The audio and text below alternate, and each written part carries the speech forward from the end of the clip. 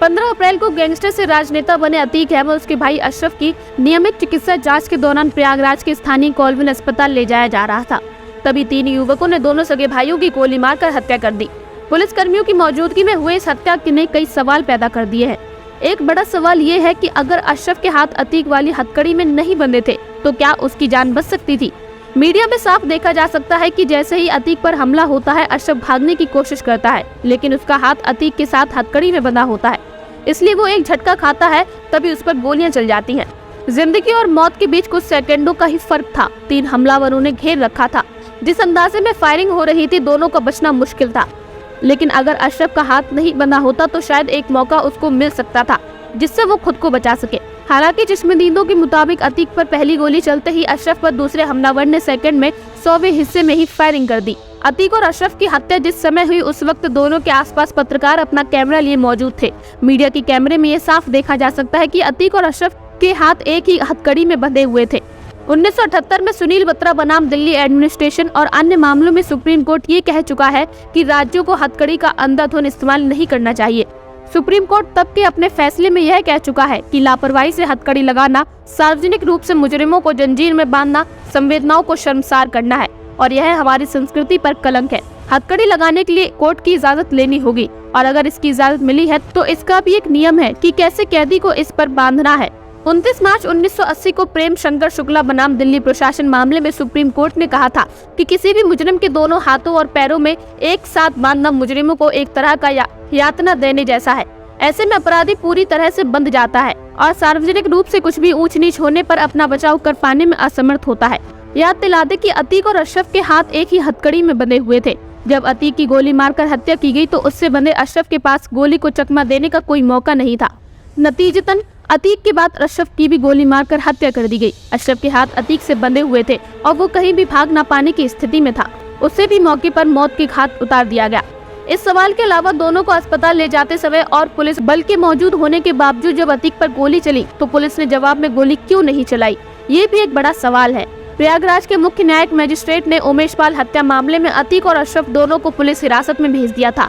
दंड प्रक्रिया संहिता के धारा 54 के मुताबिक जैसे ही किसी मुजरिम को अरेस्ट किया जाता है उसकी चिकित्सकीय जांच अनिवार्य होती है। प्रयागराज के जिस कॉलविन अस्पताल में अतीक और अशरफ को गोली मारी गई उसकी superintendent in chief doctor Nahida Siddiqui ने भी मीडिया से बात करते हुए बताया कि पुलिस ने हमें अतीक और अशरफ को लाने की जानकारी नहीं दी थी। परसों सिर्फ 10 मिनट पहले बताया गया था कि अतीक और अशरफ को लाया जा रहा है। हमारी मेडिकल टीम अतीक को जहां रखा गया था वहां जाकर मेडिकल चेकअप करने को तैयार थी।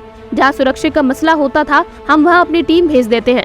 2 साल पहले मुख्तार के मामले में भी यही किया गया था। मेडिकल चेकअप कराने आए अतीक और अशरफ की जीप से उतरते ही सामने मीडिया के कैमरे लगे होते हैं।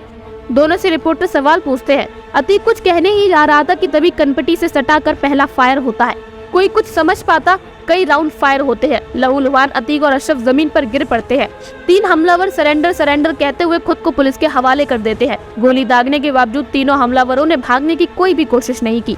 मौके पर पुलिस 3 आरोपियों को गिरफ्तार कर लेती है। आरोपियों की पहचान लवलेश तिवारी, सनी और अरुण मौर्य के रूप में होती है।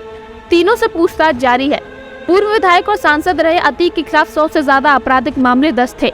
वह पहले राजू हत्याकांड में आरोपी था।